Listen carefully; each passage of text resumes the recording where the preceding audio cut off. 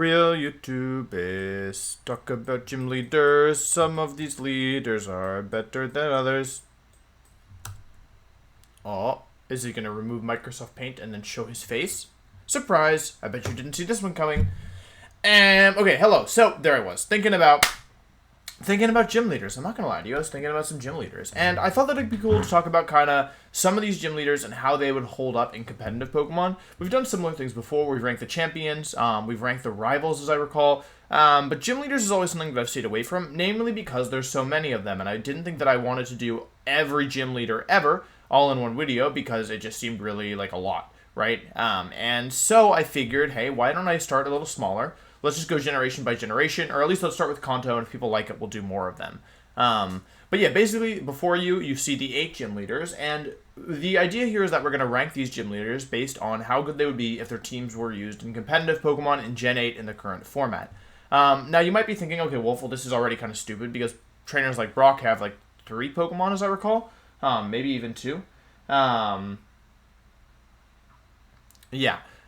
So basically, like, you know, that this is already flawed. Obviously, the gym leaders get stronger as they, get as you progress through the game. The first gym leaders are always going to be weaker than the later ones. That's just how the game works. However, something interesting that we can do here is we can actually use Black and White 2, which has the PWT, the Pokemon World Tournament, as I recall. And in that game, basically, these gym leaders return, and they all have a standardized team. That's also the reason you see Jeanine instead of Koga. Because I believe that she is used in the PWT, as I recall. Anyway, so we have eight teams before you. I will be doing some analysis and just talking about which of their teams I think are strong, which of their teams I think are weak. Obviously, they're going to have monotype teams. I believe they all have monotype teams, so it's not going to be like perfect, right? But we can see how many of them can make it work. So we're just going to go in kind of numerical order. First up, we have Brock. This is Brock's PWT team.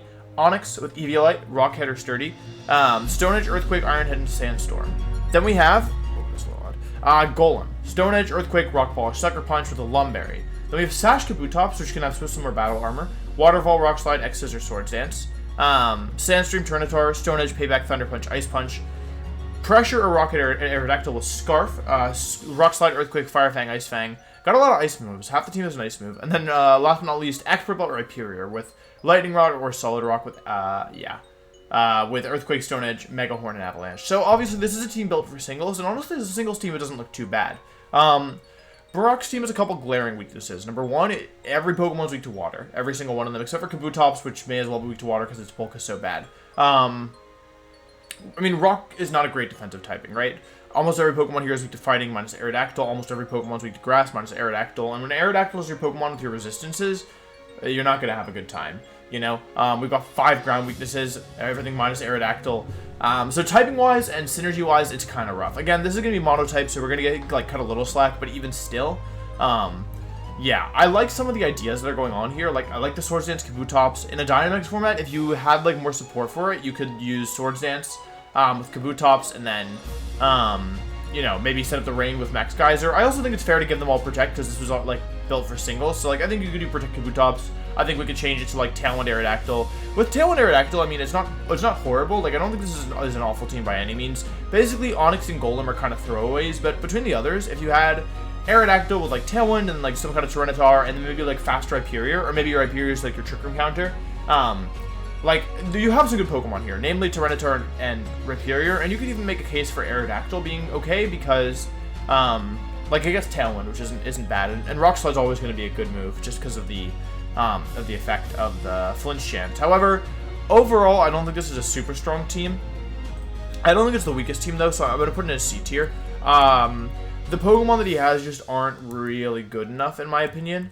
There are some good Pokemon for sure, like T-Tar, Hyperior, but, like, these two are basically unusable, and then these two are, like, situational. I just don't think it's enough to put it in a higher tier, so B tier. Next up, we have Misty. So Misty is using the Water type, which is a very good typing.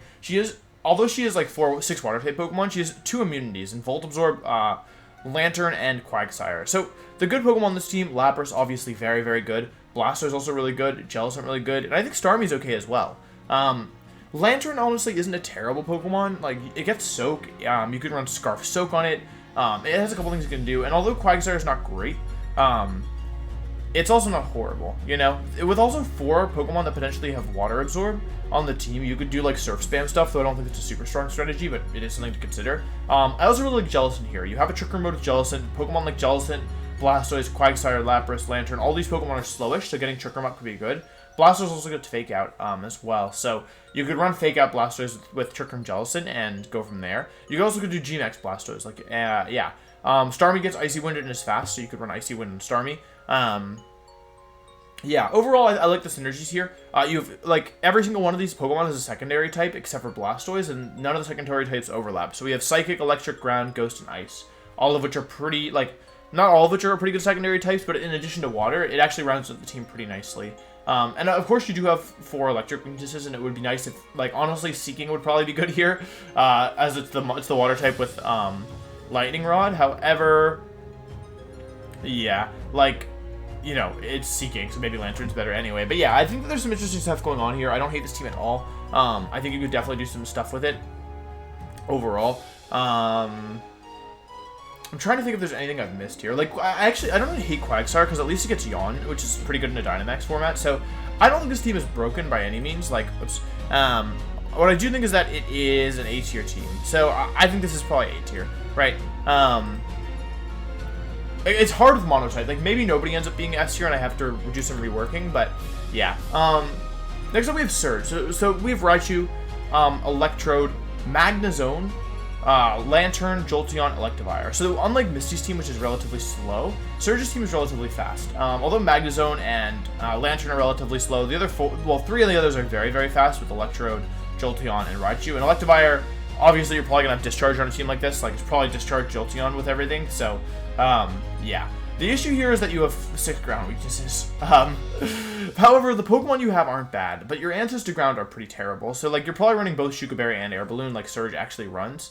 But even still, any Dynamax ground type should probably just instantly beat you. So, if you don't run into ground types, I actually don't mind this team. I mean, you're only weak to ground as an electric type, so, like, that's kind of like the giveth and taketh away, right?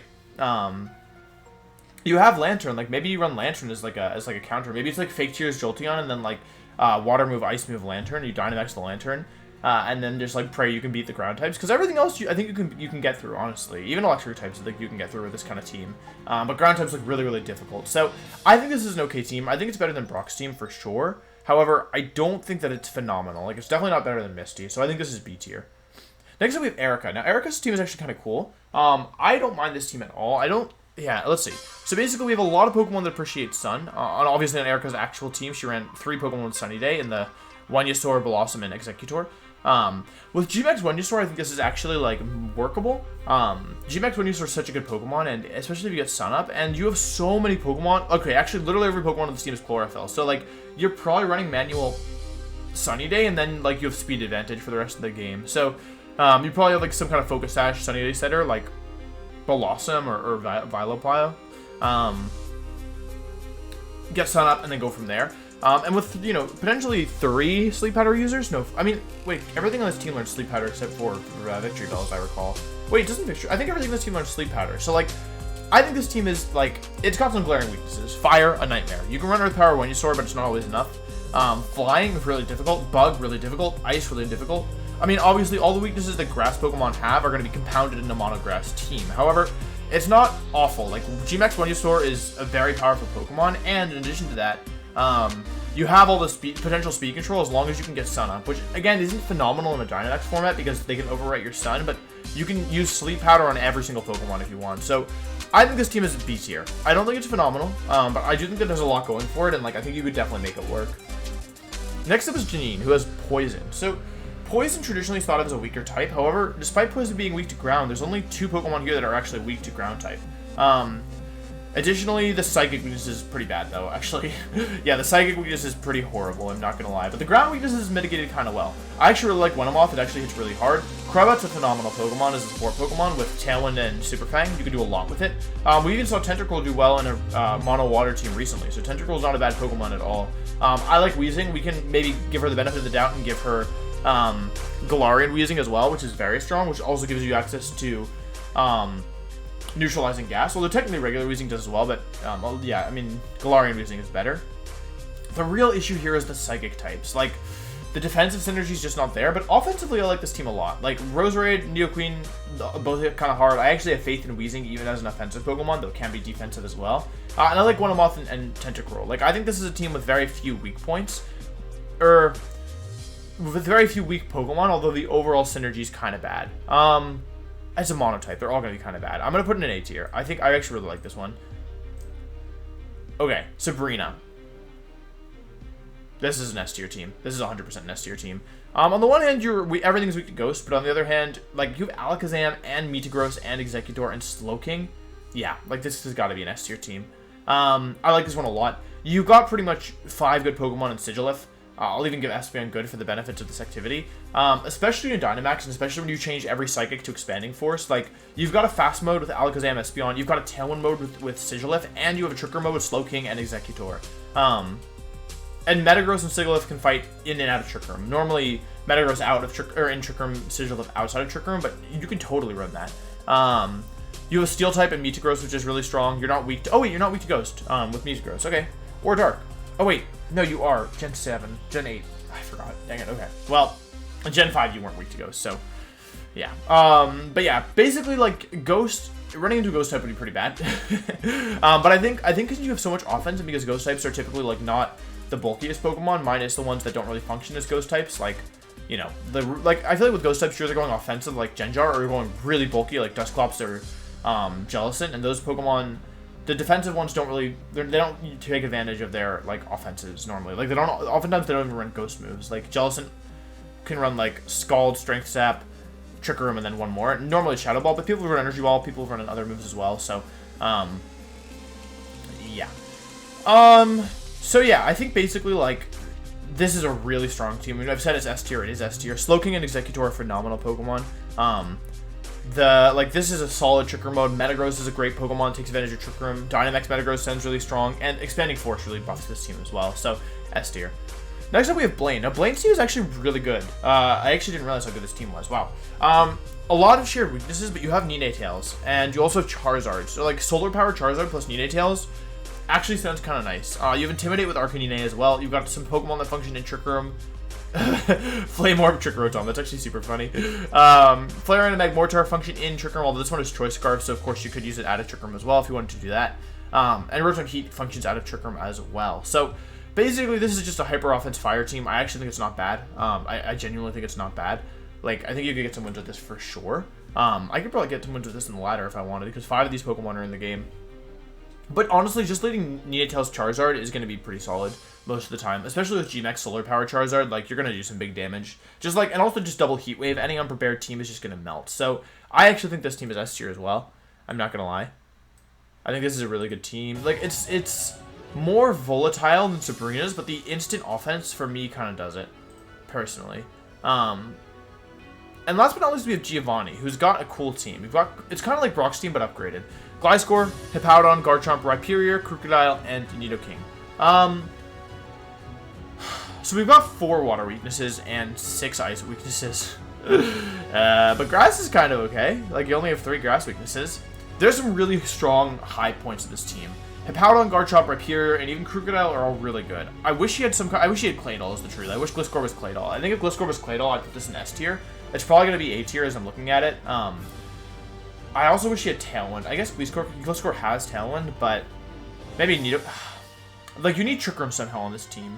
But yeah, I mean, he's got Sandveil, which is really solid. He's got a Rock type to take advantage of the sand. All his Pokemon are immune to Sandstorm, so all that passive damage is just kind of not something you have to worry about. But defensively, it's not great. Additionally, like, a lot of these Pokemon are very defensive by nature. Hippowdon and Gliscor are both really defensive Pokemon, and actually, I guess it's not that defensive, but like, when I think about Rhyperior or Crocodile, I feel like certain conditions have to be met in order for them to really pop off, right? In order for them to really start being threats, Rhyperior kind of needs Trick Room and or the weakness policy. It really wants both. Crocodile, you need to be not intimidated. You kind of want to be late game Dynamax, that kind of thing, or you want to be Moxie boosted or Anger Point boosted, although typically I think of this team you're Intimidati. And Garchomp, obviously, Garchomp and Nidoking have immediate offense. Garchomp more so than Nidoking, which is because Nidoking needs the speed from something. It needs some kind of speed boost, or else it will just get bopped because its bulk is pretty poor. That being said, I do think Nidoking as a Dynamax Pokemon should be pretty strong. You get Stab Poison, Then again, you also lose your sheer force boost, so kind of take it as it comes. Don't think I used that expression properly. Don't even know that's an expression. Garchomp is the best Pokemon on this team by far, especially when you give it Sandveil. Anyone who played VGC back in Gen 5 knows about how scary Sandveil Garchomp is. Many games were lost to that thing. And yeah, I mean, it's a Bright Powder Sandveil Garchomp top 4 to Nationals, and then almost Top Cut Worlds, as I recall. 4-2 Worlds. I beat it both times. I actually had a Nationals, actually. But I kind of cheesed it, so... yeah. Anyway, so... With that being said, you've got Garchomp, who's really strong, really fast.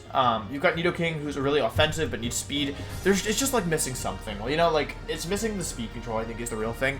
Rhyperior with some kind of, like, Claydol, for example, would be really strong. And then Nidoking with a better Tailwind user would also be really strong. And you don't have any speed control this team, meaning your fastest Pokemon is Garchomp or any Scarfer. I mean, you have Tailwind on Gliscor, I guess, but, like, I don't think you really want to bring Gliscor that often. Honestly, this team, maybe you bring Gliscor, because it's immune to Earthquakes. You can just click on the Earthquake button. So maybe you do bring Gliscor, but even still, I think it's kind of hard, and I don't know how much Gliscor actually helps you in a lot of matchups, because it's just so defensive by nature. Says the guy who brought Gliscor to Worlds, and hit Pout on to Worlds. This is my Worlds 2013 team. Oh my god. This is my team. I built this team, and I'm sitting here criticizing the parts that I think are weak, which are the parts that I brought to Worlds.